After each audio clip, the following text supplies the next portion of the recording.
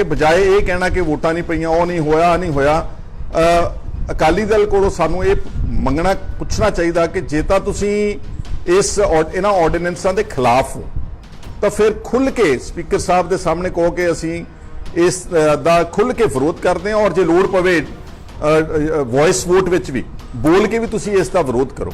और नाल नाल मैं समझदा कि जदों तुसीं सिद्धांतक तौर पर किसी पार्टी की किसी वड्डी नीति नाल सहमत नहीं तो फिर मैं समझदा कि हरसिमरत कौर नूं उत्थों कैबिनेट चों भी इस्तीफा देना चाहिए और अकाली दल नूं भारतीय जनता पार्टी नाल अपना गठजोड़ तोड़ना चाहिए, क्योंकि पंजाब बेसिकली एग्रेरियन इकोनॉमी है, खेती प्रधान सूबा वा, ते जे खेती दे उत्ते ही साडे नुकसान करन ते आ गई सरकार तो फिर इस तरह का गठजोड़ रखना मुनासिब नहीं होगा।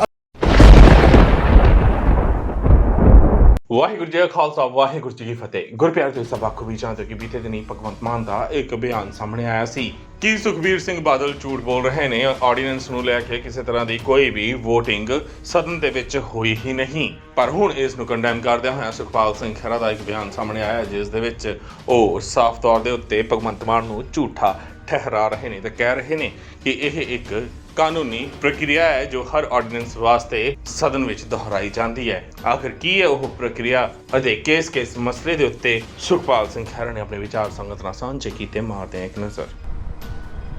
दोस्तों तुसी सब ने तकरीबन हुण जिहड़ा शोर मचिया 3 खेतीबाड़ी के ऑर्ਡੀਨੈਂਸਸ ਨੂੰ लेके आपां सब ने बहुत उहदे ते चर्चा सुन लई, इलैक्ट्रॉनिक मीडिया सोशल मीडिया च, बल्कि पार्लीमेंट विच भी एक ऑर्ਡੀਨੈਂਸ पास हो चुकिया वा। मेरा ये मनना वा कि ये कोई शक नहीं गा कि ये जिहड़े ऑर्ਡੀਨੈਂਸਸ मोदी साहब की सरकार लेके आ रही है ये मजमूई तौर पर किसान ते खेत मजदूर विरोधी ने और नाल सूबिਆਂ ਦੇ ਵੱਧ ਅਧਿਕਾਰਾਂ ਦੇ ਉੱਤੇ भी सीधा डाका वा। इस तरह ही पहला मोदी साहब की सरकार ने जिहड़ा GST सीगा उसनूं ये नारा दिता कि 1 नेशन 1 टैक्स और उसनूं पास करा लिया। उहदे नाल जिहड़े सूबे सी उन्हां दे वित्ती अधिकार जिहड़े सीगे वो लगभग नामात्र ने। इस तरह ही हुण खेतीबाड़ी दे विच उन्हां ने प्राइवेट सैक्टर नूं एंट्री देण वास्ते और नाल एक नारा लाता कि एक देश एक मंडी। उहदे नाल जिथे मैं जिद्दां पहलां कहा कि किसानां दा ते मजदूरां नूं नुकसान होवेगा, एग्रेरियन इकोनॉमी नूं नुकसान होवेगा, उत्थे नाल साडे फैडरल ढांचे ते साडे वध अधिकारां ते सूबिਆਂ ਦੇ ਉੱਤੇ भी ਵੱਡਾ एक डाका ਵੱਜ ਰਿਹਾ ਵਾ।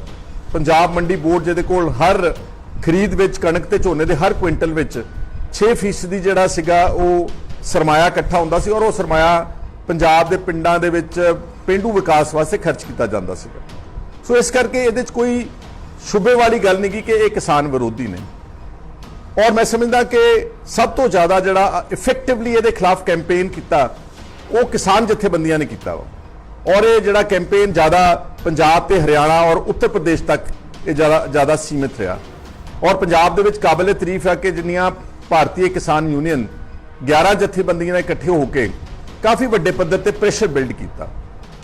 जिहड़ियां साडीआं पोलिटिकल पार्टीज़ ने वो कन्फ्यूज़ड भी नज़र आउंदियां वे और जिदा मैं कह सकता कि तू मैं की राजनीति ज़्यादा पे हुए हैं। जो पहला आप कांग्रेस की गल कर लईए, कांग्रेस दे चीफ मिनिस्टर नूं जिहड़ी हाई पावर्ड कमेटी बनाई सी बीजेपी की सरकार ने 6 सूबिਆਂ ਦੇ चीफ मिनिस्टर्स नूं ਉਹਦੇ 'ਚ इंक्लूड किया सीगा।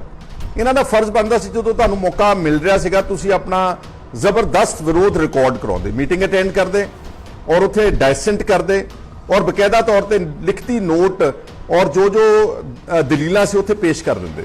भावें कि सरकार साडी गल ना मनदी पर घट्टो घट्ट अपना एक डायसेंट रिकॉर्ड करना बहुत जरूरी सीगा। उत्थे तां आपां कीता नहीं गा ते पंजाब दे विच इस दा विरोध करते नज़र आ रहे। कभी गवर्नर साहब नूं मिलदे हैं और विधान सभा दे विच भी मता पास किया, वो अच्छी गल है, असीं उहदी सपोर्ट करते हैं। बट कांग्रेस की मैं समझदा कि ना अहलियत इत्थों तक सी कि वो जिहड़ी हाई पावर्ड कमेटी का प्लेटफॉर्म सीगा उसनूं इस्तेमाल नहीं कर सके। जे मैं अकालियां की गल करा तो वो पिछले 3-4 महीनों तो ऑर्ਡੀਨੈਂਸ की सपोर्ट कर रहे थे। उन्होंने मेरे ख्याल शायद एग्रीकल्चर मिनिस्टर नूं भी पंजाब चंडीगढ़ लिया के एक प्रेस कॉन्फ्रेंस कराई मिस्टर तोमर तो और उन्होंने कहा कि कोई खदशे वाली गल नहीं कि MSP नहीं खत्म होगी। हुणे हाल ही थोड़े दिन पहला ही शायद वड्डे बादल साहब ने भी इसनूं जस्टिफाई करने की कोशिश की, पर क्योंकि जो हुण पिछले कुछ दिनों तो बहुत ज़्यादा प्रेशर वध गया अकाली दल के रैंक एंड फाइल केडर के उत्ते पिंडां 'च रहण वाले, क्योंकि वो किसानां नाल कनैक्टेड ने, उन्हां ते एड्डा वड्डा प्रेशर पिया कि हुण श्रोमणी अकाली दल ने पार्लीमेंट विच ਇਸ ਦਾ ਵਿਰੋਧ ਕੀਤਾ।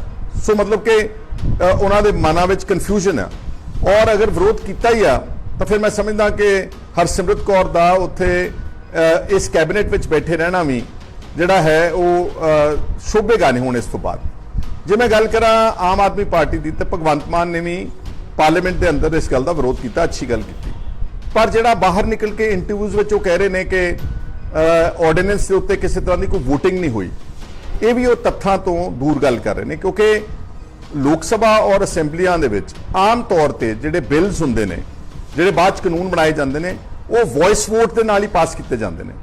ਜਿੱਦਾਂ ਪੰਜਾਬ ਦੀ ਵਿਧਾਨ ਸਭਾ 'ਚ ਕਈ ਵਾਰ 12-13 ਬਿੱਲ ਅਖੀਰਲੇ ਦਿਨ ਪੰਜਾਬ ਸਰਕਾਰ ਲੈ ਕੇ ਆਉਂਦੀ ਆ ਤੇ ਸਪੀਕਰ ਸਾਹਿਬ ਉਹ ਧੜਾ ਧੜ ਸਿਰਫ ਹਾਂ ਪੱਖੀ ਵਾਲੇ ਹਾਂ ਕਹਿ ਦਿਓ, ਨਾ ਪੱਖੀ ਵਾਲੇ ਨਾ ਕਹਿ ਦਿਓ, ਇੰਨੀ ਗੱਲ ਸੁਣ ਕੇ ਹੀ ਬਿੱਲਸ ਪਾਸ ਹੋ ਜਾਂਦੇ, ਕਿਉਂਕਿ ਸਮਝਿਆ ਜਾਂਦਾ ਕਿ ਜਿਹੜੀ ਰੂਲਿੰਗ ਪਾਰਟੀ ਆ ਉਹਦੇ ਕੋਲ ਮੈਜੋਰਿਟੀ ਹੈ ਔਰ ਉਹਨਾਂ ਬਿੱਲਾਂ ਨੂੰ ਪਾਸ ਕੀਤਾ ਜਾਂਦਾ। ਲੋਕ ਸਭਾ ਦੇ ਵਿੱਚ ਵੀ ਜ਼ਿਆਦਾ ਤੌਰ ਤੇ ਪ੍ਰੈਕਟਿਸ ਇਹੀ ਆ ਕਿ ਵੌਇਸ ਵੋਟ ਨਾਲ ਬਿੱਲਸ ਪਾਸ ਕੀਤੇ ਜਾਂਦੇ। ਜਿੱਦਾਂ ਉਸ ਦਿਨ ਪਰਸੋਂ ਜਿਹੜਾ ਸੀਗਾ ਇਹ ਪਹਿਲਾ ਆਰਡੀਨੈਂਸ ਸੀ ਐਸੈਂਸ਼ੀਅਲ ਕਮੋਡਿਟੀਜ਼ ਦਾ, ਉਸ ਨੂੰ ਵੌਇਸ ਵੋਟ ਦੇ ਨਾਲ ਹੀ ਪਾਸ ਕੀਤਾ ਗਿਆ।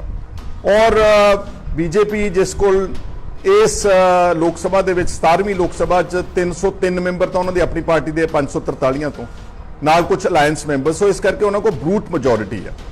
ਭਗਵੰਤ ਮਾਨ ਦਾ ਇਹ ਕਹਿਣਾ ਕਿ ਉੱਥੇ VOTING ਨਹੀਂ ਹੋਈ ਇੱਕ ਜ਼ਿੰਮੇਵਾਰ ਵਿਅਕਤੀ ਦੇ ਨਾਤੇ, ਉਹ ਮੈਂ ਸਮਝਦਾ ਕਿ ਉਹ ਗਲਤ ਗੱਲ ਸੀਗੀ। ਉਹਨਾਂ ਨੇ ਇਹ ਦਲੀਲ ਦਿੱਤੀ ਕਿ VOTING ਜਿਹੜੀ ਹੁੰਦੀ ਆ ਉਹ ਡਿਵੀਜ਼ਨ ਰਾਹੀਂ ਹੁੰਦੀ ਆ। ਜਦੋਂ ਡਿਵੀਜ਼ਨ ਮੰਗੀ ਜਾਂਦੀ ਆ ਉਦੋਂ ਜਿਹੜੀ VOTING ਸਪਸ਼ਟ ਹੁੰਦੀ ਆ ਕਿ ਤੁਸੀਂ ਆਪਣਾ ਬਟਨ ਪ੍ਰੈਸ ਕਰਨਾ, ਤੁਸੀਂ ਸਪੋਰਟ ਵਾਲਾ ਬਟਨ ਪ੍ਰੈਸ ਕਰਨਾ, ਤੁਸੀਂ ਵਿਰੋਧ ਵਾਲਾ ਕਰਨਾ, ਕਿ ਤੁਸੀਂ ਨਿਊਟਰਲ ਰਹਿਣ ਵਾਲਾ ਕਰਨਾ। ਇਸ ਗੱਲ ਦਾ ਸਾਨੂੰ ਸਭ ਨੂੰ ਇਲਮ ਹੈਗਾ। ਜਾਂ ਤਾਂ ਫਿਰ ਉਦੋਂ ਭਗਵੰਤ ਮਾਨ ਪਰਸੋਂ ਵਾਲੇ ਆਰਡੀਨੈਂਸ ਤੇ ਜਾਂ ਅੱਜ ਵਾਲੇ ਆਰਡੀਨੈਂਸ ਜਿਹੜੇ ਪੇਸ਼ ਹੋਣ ਜਾ ਰਹੇ ਨੇ ਉਹਦੇ ਤੇ ਡਿਵੀਜ਼ਨ ਮੰਗ ਲੈਣ। ਜਦੋਂ ਕੋਈ ਵੀ ਮੈਂਬਰ ਖੜਾ ਹੋ ਕੇ ਡਿਵੀਜ਼ਨ ਮੰਗ ਲੈਂਦਾ ਤਾਂ ਫਿਰ ਆਪਾਂ ਨੂੰ ਸਭ ਨੂੰ ਪਤਾ ਲੱਗ ਜਾਂਦਾ ਕਿ ਕਿਸ ਨੇ ਵੋਟ ਕਿੱਧਰ ਪਾਈ ਆ। ਇਸ ਕਰਕੇ ਇਹ ਜਿਹੜਾ ਬਾਅਦ ਚ ਪਾਰਲੀਮੈਂਟ ਤੋਂ ਬਾਹਰ ਨਿਕਲ ਕੇ ਇਸ ਤਰ੍ਹਾਂ ਦੀਆਂ ਦਲੀਲਾਂ ਦੇਣੀਆਂ, ਇਹਦੇ ਚ ਉਹਨਾਂ ਦਾ ਵੀ ਜਿਹੜਾ ਰੋਲ ਹੈਗਾ ਉਹ ਕਨਫਿਊਜ਼ ਨਜ਼ਰ ਆਉਂਦਾ। ਔਰ ਕੀ ਕਹਿੰਦੇ ਹੁੰਦੇ ਕਿ ਉਹ ਤਾਨੇਬਾਜ਼ੀ ਵਾਲੀ ਰਾਜਨੀਤੀ ਦਾ ਸਬੂਤ ਦੇ ਰਹੇ ਨੇ। ਅਸਲ ਤਾਂ ਸਾਰਿਆਂ ਦਾ ਮਿਲ ਕੇ ਇਹ ਬਣਦਾ ਸੀ ਫਰਜ਼ ਕਿ ਕਿਸੇ ਤਰੀਕੇ ਨਾਲ ਇਹ ਆਰਡੀਨੈਂਸਸ ਕਾਨੂੰਨ ਨਾ ਬਣਦੇ ਔਰ ਕਿਸਾਨਾਂ ਦਾ ਆਉਣ ਵਾਲੇ ਸਮੇਂ ਦੇ ਵਿੱਚ ਨੁਕਸਾਨ ਨਾ ਹੁੰਦਾ।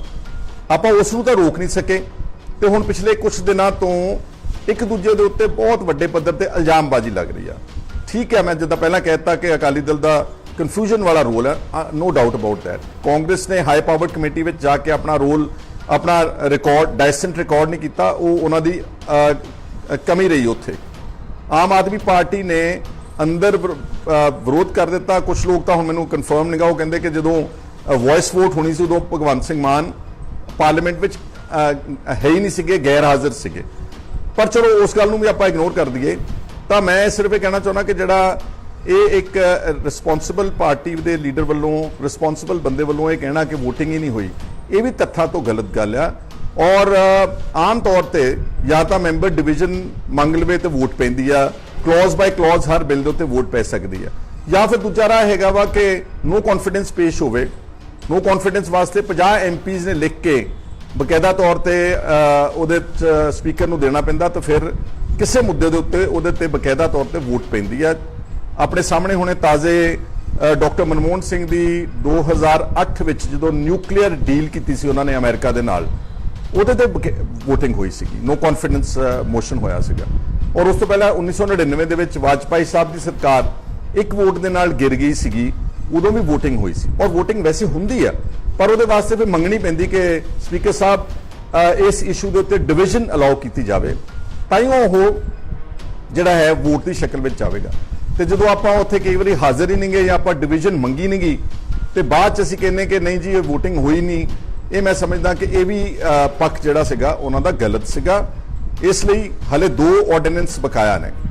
ਮੈਂ ਸਮਝਦਾ ਕਿ ਸਾਰਿਆਂ ਦਾ ਪੱਖ ਸਾਫ਼ ਹੋ ਜਾਣਾ ਚਾਹੀਦਾ ਵਾ ਔਰ ਸਾਰੀਆਂ ਪਾਰਟੀਆਂ ਨੂੰ ਆਪਣੀ ਪੋਜੀਸ਼ਨ ਕੈਟੇਗੋਰਿਕਲੀ ਕਲੀਅਰ ਕਰਨੀ ਚਾਹੀਦੀ ਹੈ। ਔਰ ਮੈਂ ਸਮਝਦਾ ਕਿ ਬਜਾਏ ਇਹ ਕਹਿਣਾ ਕਿ ਵੋਟਾਂ ਨਹੀਂ ਪਈਆਂ, ਉਹ ਨਹੀਂ ਹੋਇਆ, ਨਹੀਂ ਹੋਇਆ, ਅਕਾਲੀ ਦਲ ਕੋਲੋਂ ਸਾਨੂੰ ਇਹ ਮੰਗਣਾ, ਪੁੱਛਣਾ ਚਾਹੀਦਾ ਕਿ ਜੇ ਤਾਂ ਤੁਸੀਂ ਇਹਨਾਂ ਆਰਡੀਨੈਂਸਾਂ ਦੇ ਖਿਲਾਫ ਹੋ ਤਾਂ ਫਿਰ ਖੁੱਲ੍ਹ ਕੇ ਸਪੀਕਰ ਸਾਹਿਬ ਦੇ ਸਾਹਮਣੇ ਕਹੋ ਕਿ ਅਸੀਂ ਇਸ ਦਾ ਖੁੱਲ੍ਹ ਕੇ ਵਿਰੋਧ ਕਰਦੇ ਹਾਂ, ਔਰ ਜੇ ਲੋੜ ਪਵੇ ਵੌਇਸ ਵੋਟ ਵਿੱਚ ਵੀ ਬੋਲ ਕੇ ਵੀ ਤੁਸੀਂ ਇਸ ਦਾ ਵਿਰੋਧ ਕਰੋ। ਔਰ ਨਾਲ ਮੈਂ ਸਮਝਦਾ ਕਿ ਜਦੋਂ ਤੁਸੀਂ ਸਿਧਾਂਤਕ ਤੌਰ ਤੇ ਕਿਸੇ ਪਾਰਟੀ ਦੇ ਕਿਸੇ ਵੱਡੀ ਨੀਤੀ ਨਾਲ ਸਹਿਮਤ ਨਹੀਂ ਤਾਂ ਫਿਰ ਮੈਂ ਸਮਝਦਾ ਕਿ ਹਰਸਿਮਰਤ ਕੌਰ ਨੂੰ ਉੱਥੋਂ ਕੈਬਨਿਟ ਚੋਂ ਵੀ ਅਸਤੀਫਾ ਦੇਣਾ ਚਾਹੀਦਾ ਔਰ ਅਕਾਲੀ ਦਲ ਨੂੰ ਭਾਰਤੀ ਜਨਤਾ ਪਾਰਟੀ ਨਾਲ ਆਪਣਾ ਗੱਠਜੋੜ ਤੋੜਨਾ ਚਾਹੀਦਾ, ਕਿਉਂਕਿ ਪੰਜਾਬ ਬੇਸਿਕਲੀ ਐਗਰੇਰੀਅਨ ਇਕਨੋਮੀ ਹੈ, ਖੇਤੀ ਪ੍ਰਧਾਨ ਸੂਬਾ ਵਾ, ਤੇ ਜੇ ਖੇਤੀ ਦੇ ਉੱਤੇ ਹੀ ਸਾਡੇ ਨੁਕਸਾਨ ਕਰਨ ਤੇ ਆ ਗਈ ਸਰਕਾਰ ਤਾਂ ਫਿਰ ਇਸ ਤਰ੍ਹਾਂ ਦਾ ਗੱਠਜੋੜ ਰੱਖਣਾ ਮੁਨਾਸਿਬ ਨਹੀਂ ਹੋਗਾ। ਅਸਲ ਇਸ਼ੂ ਇਹ ਆ ਕਿ ਅਕਾਲੀ ਦਲ ਨੂੰ ਦੀ ਪਰਖ ਦੀ ਘੜੀ ਆ ਇਸ ਮੁੱਦੇ ਦੇ ਉੱਤੇ ਕਿ ਕੀ ਆਇਆ ਉਹ ਪੰਜਾਬ ਦੇ ਹਿੱਤ ਦੇ ਖਾਤਰ ਅਗਰ ਇਸ ਆਰਡੀਨੈਂਸ ਦਾ ਵਿਰੋਧ ਕਰਦੇ ਨੇ ਤੇ ਕੀ ਆਇਆ ਉਹ ਇਸ ਅਲਾਇੰਸ ਨੂੰ ਵੀ ਖਤਮ ਕਰਦੇ ਨੇ ਔਰ ਕੀ ਹਰਸਿਮਰਤ ਕੌਰ ਬਾਦਲ ਆਪਣੇ ਵਜ਼ਾਰਤ ਤੋਂ ਅਸਤੀਫਾ ਦਿੰਦੀ ਆ। ਇਹ ਸਾਰੀਆਂ ਗੱਲਾਂ ਇੱਕ ਅੱਧੇ ਦਿਨ ਦੇ ਵਿੱਚ ਕਾਫੀ ਹੱਦ ਤੱਕ ਕਲੀਅਰ ਹੋ ਜਾਣਗੀਆਂ ਔਰ ਕਰ ਵੀ ਦੇਣੀਆਂ ਚਾਹੀਦੀਆਂ, ਬਜਾਏ ਕਿ ਇੱਕ ਦੂਜੇ ਤੇ ਤੋਮਤਾਂ ਲਾਉਣੀਆਂ ਛੋਟੇ ਲੈਵਲ ਦੇ ਉੱਤੇ ਇੱਕ ਦੂਜੇ ਨੂੰ ਜਿਹੜਾ ਹੈਗਾ ਵਾ ਉਹ ਭੰਡਣਾ। ਉਹਦੇ ਨਾਲੋਂ ਤਾਂ ਅਸਲ ਅਸੂਲਨ ਤਾਂ ਕੈਪਟਨ ਅਮਰਿੰਦਰ ਸਿੰਘ ਨੂੰ ਚਾਹੀਦਾ ਸੀ ਕਿ ਸਾਰੀਆਂ ਪਾਰਟੀਆਂ ਨੂੰ ਇਕੱਠੇ ਕਰਦੇ ਔਰ ਆਪਣੇ ਕੋਲ ਬਹੁਤ ਸਮਾਂ ਸੀ, ਆਰਡੀਨੈਂਸ 4 ਮਹੀਨੇ ਹੋ ਗਏ ਉਹਨਾਂ ਨੂੰ ਆਰਡੀਨੈਂਸ ਜਾਰੀ ਕੀਤਿਆਂ ਨੂੰ। 4 ਮਹੀਨਿਆਂ ਦੇ ਵਿੱਚ ਸਾਰੇ ਪੰਜਾਬ ਦੀਆਂ ਸਾਰੀਆਂ ਪਾਰਟੀਆਂ ਦਾ ਵਫਦ ਪ੍ਰਾਈਮ ਮਿਨਿਸਟਰ ਨੂੰ ਮਿਲਦਾ, ਖੇਤੀਬਾੜੀ ਮਿਨਿਸਟਰ ਨੂੰ ਮਿਲਦਾ ਔਰ ਉਸ ਤੋਂ ਪਹਿਲਾਂ ਜਿਹੜਾ ਕਿਸਾਨ ਜਥੇਬੰਦੀਆਂ ਨੇ ਕੰਮ ਕੀਤਾ, ਪਬਲਿਕ ਪ੍ਰੈਸ਼ਰ ਬਿਲਡ ਕੀਤਾ, ਉਹ ਇਹ ਸਾਰੀਆਂ ਪਾਰਟੀਆਂ ਨੂੰ ਬਿਲਡ ਕਰਨਾ ਚਾਹੀਦਾ ਸੀਗਾ। ਇਸ ਲਈ ਮੈਂ ਤਾਂ ਇਹ ਕਹਿਣਾ ਚਾਹੁੰਦਾ ਸਿਰਫ ਕਿ ਪੋਲੀਟੀਕਲ ਪਾਰਟੀਆਂ ਕਈ ਵਾਰ ਡਰਾਮੇਬਾਜ਼ੀ ਜ਼ਿਆਦਾ ਕਰ ਰਹੀਆਂ ਤੇ ਮੁੱਦਿਆਂ ਤੇ ਅਸਲ ਵਿੱਚ ਜਿੰਨੀ ਉਹਨਾਂ ਨੂੰ ਸੰਜੀਦਗੀ ਦਿਖਾਉਣੀ ਚਾਹੀਦੀ ਉਹ ਨਜ਼ਰ ਨਹੀਂ ਆਏ। ਔਰ ਇਹ ਤਾਜ਼ਾ ਉਦਾਹਰਨ ਉਹਦਾ ਖੇਤੀਬਾੜੀ ਦੇ ਆਰਡੀਨੈਂਸਸ ਨੂੰ ਲੈ ਕੇ ਲੋਕ ਸਭਾ ਦੇ ਅੰਦਰ ਤੇ ਲੋਕ ਸਭਾ ਦੇ ਬਾਹਰ ਜੋ ਡਰਾਮੇਬਾਜ਼ੀ ਹੋਈ ਆ ਉਸ ਨੂੰ ਮੈਂ ਅੱਜ ਸਿਰਫ ਤੁਹਾਡੇ ਧਿਆਨ ਵਿੱਚ ਲੈ ਕੇ ਆਉਣਾ ਸੀ। ਤੁਹਾਡਾ ਸਾਰਿਆਂ ਦਾ ਬਹੁਤ ਬਹੁਤ ਸ਼ੁਕਰੀਆ, ਧੰਨਵਾਦ। ਗੁਰਪਿਆਰਿਓ, ਬੀਤੇ ਕਈ ਦਿਨਾਂ ਤੋਂ ਬਾਦਲ ਸਾਹਿਬ ਇਸ ਚੀਜ਼ ਨੂੰ ਦੁਹਰਾਉਣ ਵਿੱਚ ਲੱਗੇ ਹੋਏ ਸਨ ਕਿ ਆਰਡੀਨੈਂਸ ਕਿਸਾਨਾਂ ਦੇ ਹਿੱਤਾਂ ਵਿੱਚ ਨੇ, ਕਿਸਾਨਾਂ ਨੂੰ ਕਾਂਗਰਸ ਦੀਆਂ ਗੱਲਾਂ ਵਿੱਚ ਨਹੀਂ ਆਉਣਾ ਚਾਹੀਦਾ ਜਾਂ ਆਮ ਆਦਮੀ ਪਾਰਟੀ ਦੀਆਂ ਗੱਲਾਂ ਵਿੱਚ ਨਹੀਂ ਆਉਣਾ ਚਾਹੀਦਾ। ਪਰ ਹੁਣ ਇੱਕਦਮ ਅਕਾਲੀ ਦਲ ਨੇ ਵੀ ਆਪਣਾ ਸਟੈਂਡ ਬਦਲ ਲਿਆ ਹੈ ਤੇ ਹੁਣ ਕਿਸਾਨਾਂ ਨਾਲ ਉਹ ਖੜੇ ਹੋਏ ਨਜ਼ਰ ਆ ਰਹੇ ਨੇ, ਕਿਉਂਕਿ ਉਹਨਾਂ ਨੂੰ ਪਤਾ ਲੱਗ ਗਿਆ ਹੈ ਕਿ ਪੂਰੇ ਪੰਜਾਬ ਦੇ ਕਿਸਾਨ ਇਕਜੁੱਟ ਹੋ ਚੁੱਕੇ ਨੇ, ਸਾਰੀਆਂ ਕਿਸਾਨ ਜਥੇਬੰਦੀਆਂ ਇਕਜੁੱਟ ਹੋ ਗਈਆਂ ਨੇ ਤੇ ਸੜਕਾਂ ਉੱਤੇ ਉਤਰ ਆਈਆਂ ਨੇ। ਤੇ ਜੇਕਰ ਹੁਣ ਵੀ ਕਿਸਾਨਾਂ ਦੀ ਹਾਂ ਵਿੱਚ ਹਾਂ ਨਾ ਮਿਲਾਈ ਤਾਂ ਆਗਾਮੀ 2022 ਦੀਆਂ ਚੋਣਾਂ ਵਿੱਚ ਉਹਨਾਂ ਨੂੰ ਕਿਸੇ ਨੇ ਵੀ ਨਹੀਂ ਪੁੱਛਣਾ। ਪਰ ਕਿਸਾਨ ਵੀਰ ਇਹ ਯਾਦ ਰੱਖਣ ਕਿ ਆਗਾਮੀ 2022 ਦੀਆਂ ਚੋਣਾਂ ਤਾਂ ਕੀ, ਕਿਸੇ ਵੀ ਚੋਣਾਂ ਦੇ ਵਿੱਚ ਅਗਰ ਇਹਨਾਂ ਨੇ ਮੁੜ ਅਕਾਲੀ ਦਲ ਬਾਦਲ ਦੇ ਉੱਤੇ ਜਾਂ ਕਾਂਗਰਸ ਦੇ ਉੱਤੇ ਭਰੋਸਾ ਕੀਤਾ ਤਾਂ ਇਹ ਆਪਣੀਆਂ ਰਹਿੰਦੀਆਂ ਖੁੰਦੀਆਂ ਜ਼ਮੀਨਾਂ ਉੱਤੇ ਹੱਥ ਧੋਣਗੇ ਹੀ, ਪੰਜਾਬ ਦੀ ਜਵਾਨੀ ਤੇ ਕਿਸਾਨੀ ਵੀ ਪੂਰੀ ਤਰ੍ਹਾਂ ਨਾਲ ਗਰਕ ਕਰ ਦੇਣਗੇ। ਇਸ ਲਈ ਸਾਡਾ ਫਰਜ਼ ਹੈ ਕਿ ਆਗਾਮੀ 2022 ਦੀਆਂ ਚੋਣਾਂ ਵਿੱਚ ਅਸੀਂ ਬਹੁਮਤ ਦੇ ਨਾਲ ਕਿਸੇ ਤੀਜੀ ਧਿਰ ਨੂੰ ਜਿਤਾਈਏ ਅਤੇ ਪੰਜਾਬ ਦੀ ਸੱਤਾ ਤੇ ਕਾਬਜ਼ ਕਰਵਾਈਏ ਅਤੇ ਕੋਸ਼ਿਸ਼ ਕਰੀਏ ਕਿ ਆਪੋਜੀਸ਼ਨ ਦੇ ਵਿੱਚ ਵੀ ਕੋਈ ਚੌਥੀ ਨਵੀਂ ਧਿਰ ਬਿਠਾਈਏ ਅਤੇ ਇਹਨਾਂ ਰਵਾਇਤੀ ਪਾਰਟੀਆਂ ਅਕਾਲੀ, ਭਾਜਪਾ ਤੇ ਕਾਂਗਰਸ ਨੂੰ ਬਾਹਰ ਦਾ ਰਾਹ ਵਿਖਾਈਏ ਤਾਂ ਜੋ ਪੰਜਾਬ ਦੀ ਜਵਾਨੀ ਬਚਾਈ ਜਾ ਸਕੇ, ਕਿਸਾਨੀ ਬਚਾਈ ਜਾ ਸਕੇ, ਪੰਜਾਬ ਦੇ ਪਾਣੀਆਂ ਦੇ ਹੱਕ ਲਿਖਤੇ ਜਾ ਸਕਣ, ਬੰਦੀ ਸਿੰਘਾਂ ਦੀ ਰਿਹਾਈ ਕਰਵਾਈ ਜਾ ਸਕੇ। ਤੁਸੀਂ ਸਭ ਇਸ ਮਸਲੇ ਤੇ ਕੀ ਸੋਚਦੇ ਹੋ ਆਪਣੇ ਵਿਚਾਰ ਨੀਚੇ ਕਮੈਂਟਸ ਦੇ ਵਿੱਚ ਜ਼ਰੂਰ ਦੇਣਾ। ਵੀਡੀਓ ਚੰਗੀ ਲੱਗੀ ਹੋਵੇ ਲਾਈਕ ਤੇ ਸ਼ੇਅਰ ਵੀ ਜ਼ਰੂਰ ਕਰਨਾ। ਵਾਹਿਗੁਰੂ ਜੀ ਕਾ ਖਾਲਸਾ, ਵਾਹਿਗੁਰੂ ਜੀ ਕੀ ਫਤਿਹ। ਸਿੱਖ ਧਰਮ ਦੀ ਹਰ ਗਤੀਵਿਧੀ ਅਤੇ ਗੁਰਬਾਣੀ ਵਾਸਤੇ ਹੁਣੇ ਸਬਸਕ੍ਰਾਈਬ ਕਰੋ ਗੁਰਬਾਣੀ ਅਖੰਡ ਬਾਣੀ ਅਤੇ ਨੋਟੀਫਿਕੇਸ਼ਨਸ ਵਾਸਤੇ ਬੈਲ ਨੂੰ ਰਿੰਗ ਕਰੋ।